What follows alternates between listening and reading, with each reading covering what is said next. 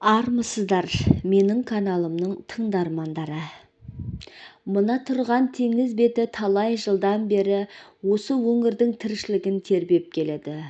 Қойнындағы бар байлығы, балығы осы өңірдің жұртымен қатар бұлардың да ата кәсібіне айналғалы қашан. Бұл ес білгелі әкесі балықшы, оның қашан балықшы болғанын білмейді. Атасы да балықшы болған екен.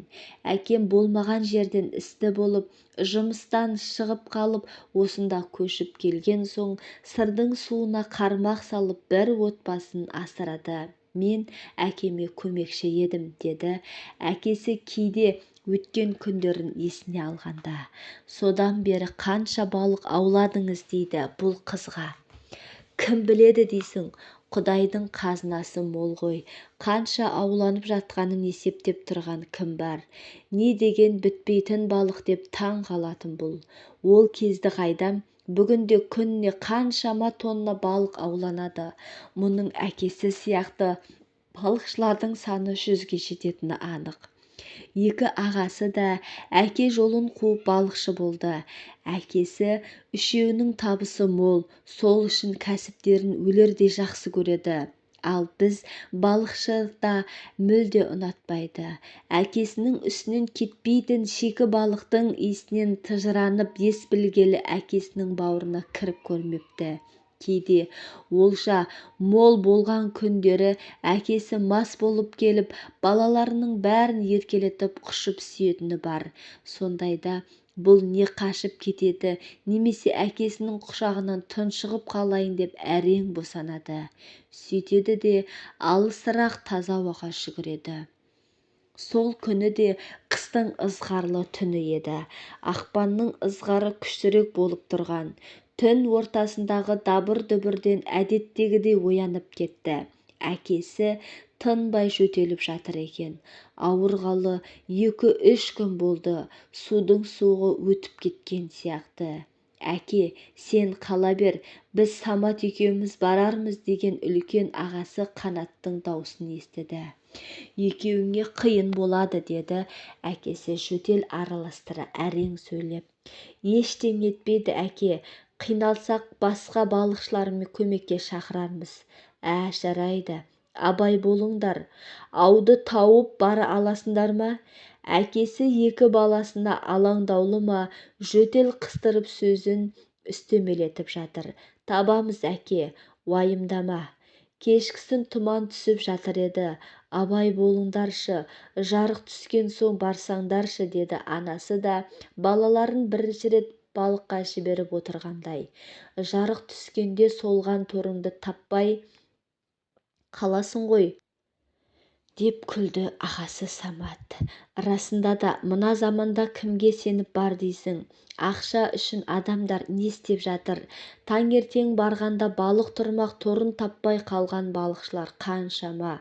Сөйлей бермей кетіңдерші енді, бұл жастықтың астына басын кіргізе түсіп. Сен де жігіт болып қалдың ба? Бізбен бірге жүрсең болар еді, деді Самат мұның көрпесін әдейі тартқылап. Биыл мектеп бітіреді, келесі жылы міндетті түрде барады ғой, деді үлкен ағасы. Мен оқуға түсемін, деп көрпеге қымтана түсіп. Ал кеттік, деп екі ағасы қалың киімдерін қорбаңдап шығып кетті. Түннің дәл ортасында ұйқыны бұзғанын қарашы, деді бұл іштей. Кешкісін тұман түсіп, теңіз беті тіпті қалың болар. Әкесі теңіз кер көрінердей қолын қалқалап терезеден сыртқа қарады. Қап-қара түннен басқа ештеңе көрінбеді. Күрк-күрк жөтеле қайта төсегіне жатты. Екі ағасы сол кеткеннен мол кетті. Сол тұманды түнде теңіздің түбіне батып кетіпті. Бірінің денесіне тапты, енді бірі осы теңіздің түбінде мәңгі қалды. Ағайын туыс жабылып, барын салып іздеді, ізлетті, бірақ таба алмады. Бұл қайғы әкесін тіпті қартайтып жібергендей. бірақ әкесі тым мықты кісі екен. Қос бірдей баласын жұтқан теңізден ауын алып тағы барды. Жүр деді бұған. Енді бұл балаңды ажалдың аузына салайын дедің бе, деді анасы ашынған дауыспен. Біреудің ажалы оттан, біреудің ажалы судан. Маңдайға жазғаны болар. Бармай-ақ қойыңдаршы, балығы құрысын. Тіршілікті немен тербетеміз? Екі баланы Құдай алды. Менің қолымнан балық аулаудан басқа не келеді? Әлде базарға барып қайыр сұрайық дейсің? Мына қаршадай баланың аяғынан тұрып кетуі үшін еңбек етуім керек қой. Теңіз аман болсын. Анасы үндемеді. Ағаларынан қалған киімдерін киіп, әкесінің ескісін киіп отырып кете барды. Теңіз тып-тыныш екен. Тіпті адам жұтқанға ұқсамайды. Бейне қарны тойып, ұйықтап жатқан дию секілді. Шылп-шылп етіп, майда толқындар жағаны сүйреді. Жүр балам, деді. Әкесі жалға алған қайығын жақындап. Сірә мұның жүрексініп тұрғанын сезсе керек, мұның көзіне ыстық жас құйылды. Қайыққа беттеді. Ашық теңіздің беті жылтырайды. Бұл жас толқын жанарын әкесіне көрсетпейін дегенде төменгі теңізге жал-жал толқындарға қарайды. Көзінен аққан жас теңізге тамып жоқ болуда. Бұл теңіз түбінде үңіледі. Бейне ағасын көріп қалардай. Қап-қара судан басқа ештеңе көрінбеді. Жан-жағына алақтап қарап қояды. Бейне ағасы құтқарыңдар деп жапқандай. Әкесі судың орта тұсына тоқтап ауды суға тастай бастады. Әке, деді, бұл өткенде тор тастаған жерлеріңіз осы ма? Жоқ, деді әкесі басын шайқап. Ұмыт оны. Әкесінің сөзі қатқыл шықты, бұйрықтай. Бірақ қалай ұмытады? Екі ағасын жалмаған мына теңіздің ортасында жүрексінбей қалай тұрады бұл? Екі ұлын жұтқан мына теңізге қалай тағы тор салып тұр әкесі? Ертеңіне таңға жуық теңізге тағы түсті. Судың беті тып-тыныш, моп-момақан. Ызғарлы түннің тынышын бұзып, теңіз бетіндегі моторлы қайықтардың дауысы естіледі. Бұлар кешегі салған торларын тапты. Әкелі балалы екеу ауды тартып болғанда таңда сібірлеп атып қалып еді. Екеуі де әбден шаршады. Әкесі жылыну үшін қойнындағы ақтан ауық-ауық жұтып қояды. Бұл да тоңды. Тоңып қалдың ғой, деді әкесі. Тоңғанын біледі, бірақ қолындағы арақтан ұсына алмайды. Қаршадай баланы қинап қойғанына жан ауырады.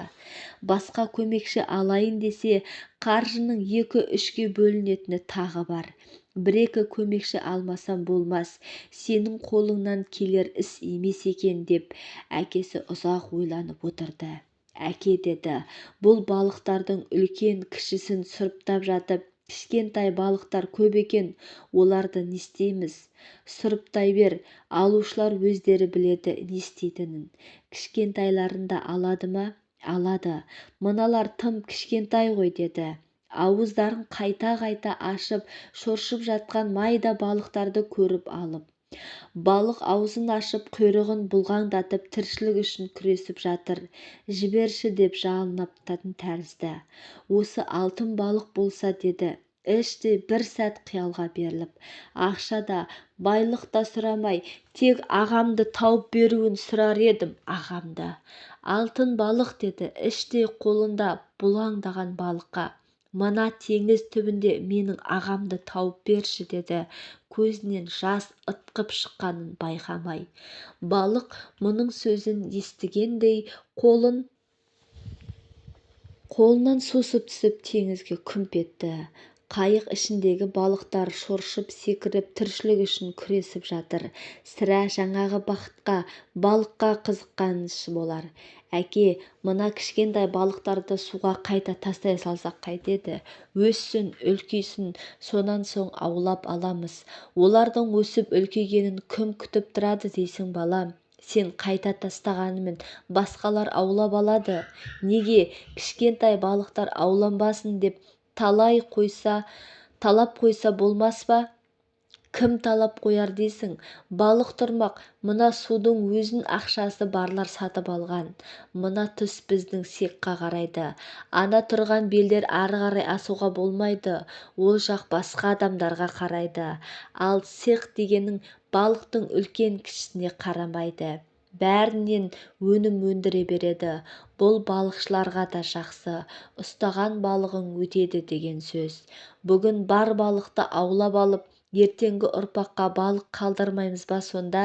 Әй балам-ай, өзің баласың, тағы ертеңгі ұрпағыңды ойлап жатқаныңа болайын. Оның да жөн шығар. Бұрындары майда балықтарды ауламайтын, міндетті түрде қайта теңізге тастайтынбыз. Қазір олай емес. Бәрін қабылдай береді. Адамдарға ақша керек. Қазір ақша бәрінен қымбат болып тұр ғой. Ертеңгі күннен де, келешек ұрпақтан да ондайда балық азайып кетпей ме? Азаяды ғой. Қазір балық баяғыдай емес, ұсақталып кетті. Бұрындары мынандай болады деп әкесі қолын керіп көрсетті. Әй қазір адамдардың бәрі бүгінін ғана ойлайды. Табиғат ананы аялап жатқан кім бар деді. Әкесі теңіз бетіне көз тастай. Тіршілік қой, амал жоқ, сен де соған үйренесің, көндігесің. Жағаға жақындағанда бұларда балық аулаушылар күтіп тұр екен. Ол жағалай деп ыржия, бұлар қайықтан түсе бере, жүзі суыққа тотыққан әйел әкесінің қолын алып, көмекшіңіз жақсы екен, өмірін берсін. Әп-сәтте бұлар аулаған балық таразыға тартылып, басқа көлікке салына бастады.